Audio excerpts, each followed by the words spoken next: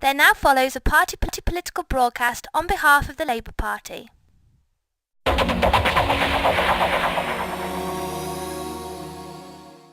I think Labour's done what Labour should do, which is to tackle health inequalities and health improvement. We are working in those communities most challenged financially in terms of social deprivation and employment, and we're bringing up their health to meet the standards of the rest of it, and I think that's what we want to do. That's Labour's mission.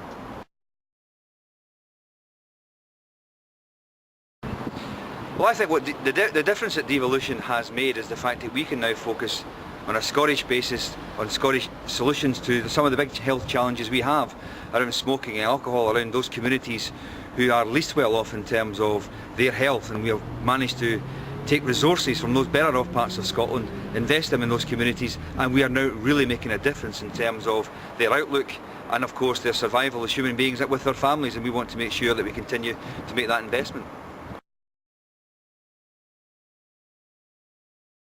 Well, I think the challenge for Labour is to sustain our huge investment in health improvement and in health inequalities. That's what we're about, and that's what we should do. That's about, therefore, making sure that in those communities that we seek to serve, that we can improve life outcomes. We can work with the children in nurseries, we can work with parents and families, we can work with schools and communities to ensure that we look after our health and our well-being. We can live our lives better and more effectively, and of course we can contribute to society in a much more positive way.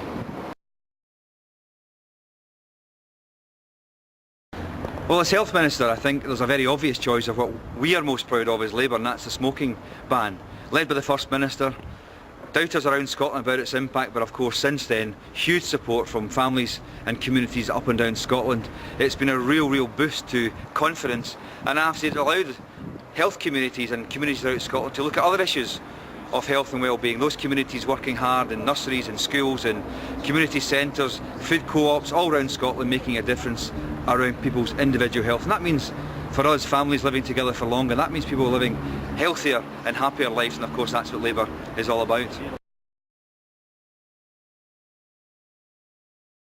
Well, I think the election for me in May is about the continuation of our mission around improving the opportunities and well-being of the people of Scotland. We do make a difference. The decisions we make, for instance, just recently on cervical immunisation, the opportunity to eradicate that disease in Scotland by immunisation, being the first nation in the world to make that decision and that choice, that's Labour-led, that's Labour values.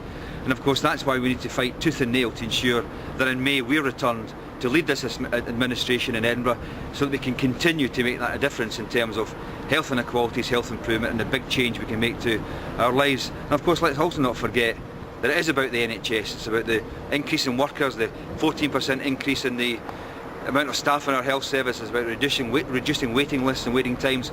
All of that is about Labour decisions, and Labour decisions making a real difference in our health service. For more information about James Alexander and the Labour Party, please visit www.time-for-change.org.uk.